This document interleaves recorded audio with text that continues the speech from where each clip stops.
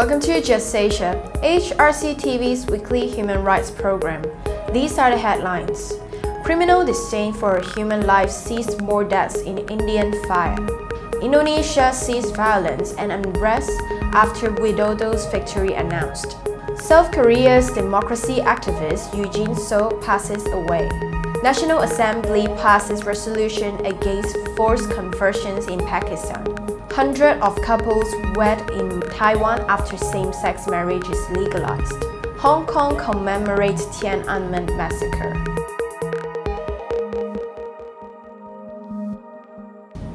Welcome to AHRC TV's Just Asia. I'm Alexandra. This week, Just Asia begins with India, where criminal disdain for human life was seen again in a blaze claiming 22 young lives in a coaching institution in Surat, Gujarat, one of the country's wealthiest states. Many of the students, trapped on the fourth floor of a building with no fire exits, were burnt alive or suffocated to death as they waited 45 minutes for the Fire Brigade to arrive. A few also died from jumping out of the building. The Fire Brigade that reached tragically late did not even have ladders capable of reaching the building's fourth floor.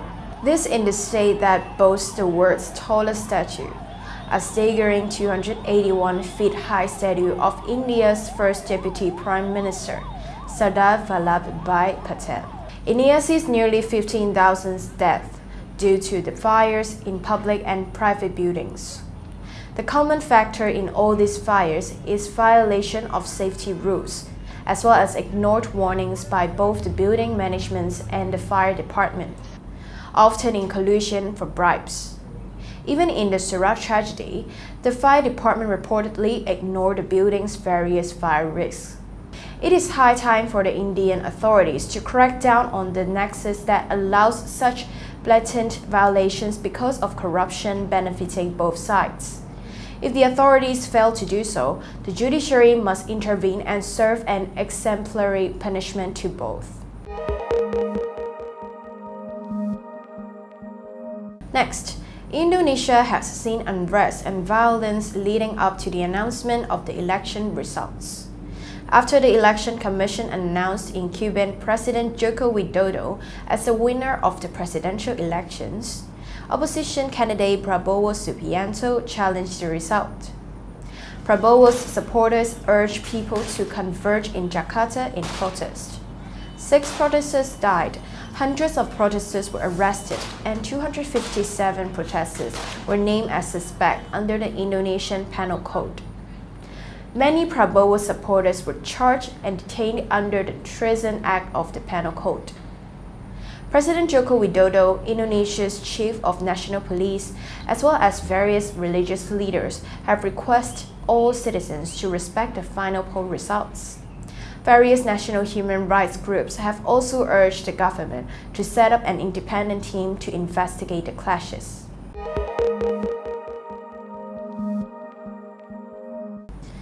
May 16 saw the passing of Eugene So, a man who dedicated his life working to defeat the military dictatorship in South Korea.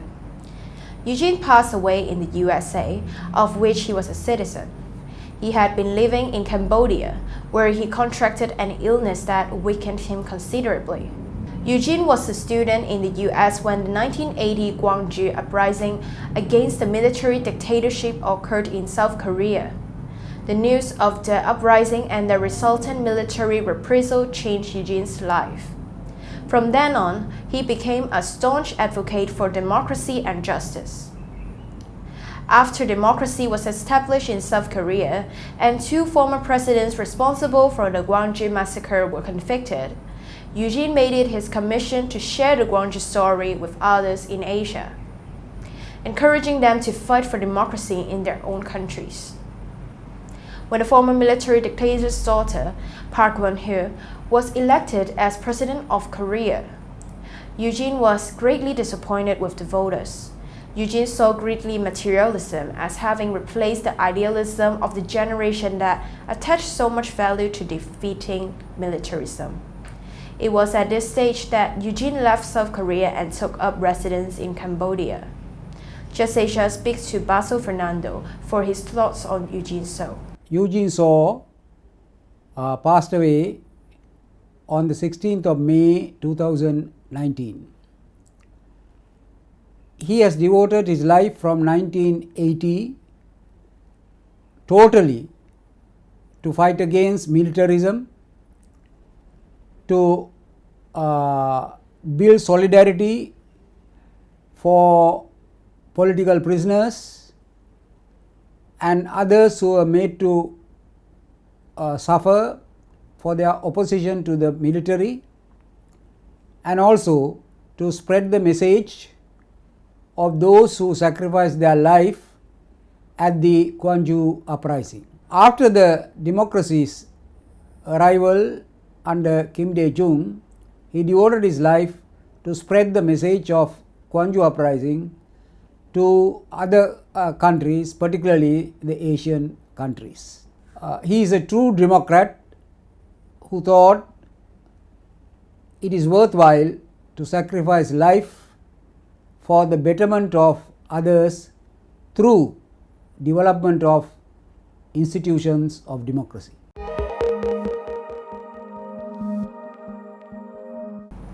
Moving to Pakistan, the National Assembly has adopted a resolution to prevent forced conversions in the country. The resolution seeks to criminalize forced conversions, recommending 7 years imprisonment and a fine of up to 1 million rupees for offenders. Forced conversions of minority groups are unfortunately common in Pakistan, and this resolution aims to deter the practice.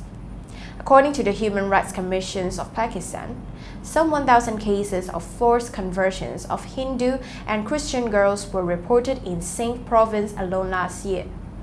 Media reports have noted that some 25 forced marriages take place every month only in Amarkot district of Sindh province. The alleged conversions of 2 Hindu girls in April this year caused nationwide outrage. The Islamabad High Court had come down heavily on the Pakistan authorities in the case. The 5-point resolution calls for immediate passage of the bill against forced conversions, which had been unanimously passed by the Sindh Assembly in 2016 and then reverted due to pressure of extremist elements. Currently being examined by a subcommittee, the resolution is expected to be passed formally as law in 2 weeks.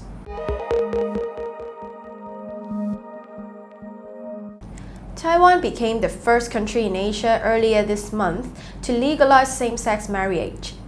Last Monday saw Taiwan's first official weddings, marking a historic day for the country. The new law was passed on May 17 after years of debate, allowing same-sex couples full legal marriage rights, including in areas such as taxes, insurance, and child custody. Hundreds of couples eagerly seized their first opportunity to finally tie the knot. According to gay rights activist Chi Chia-wei, as a beacon in Asia, I hope Taiwan's democracy and human rights could have a ripple effect on other countries in Asia.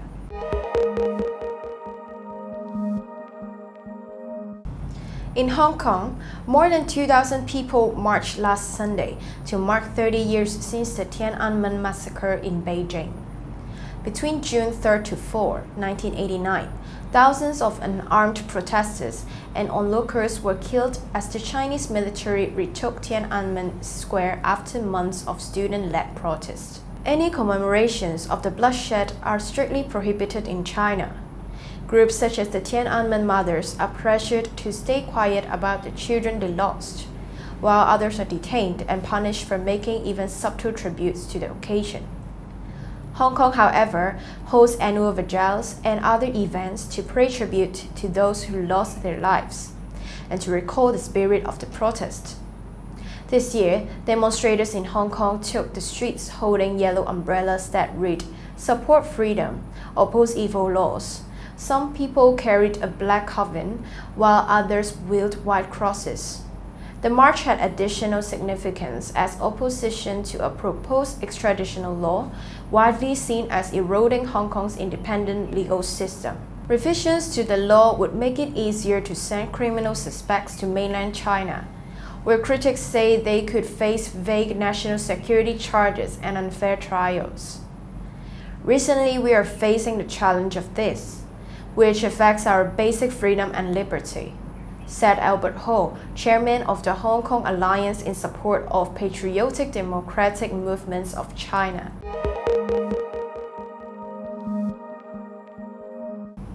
That is all for this episode of Just Asia.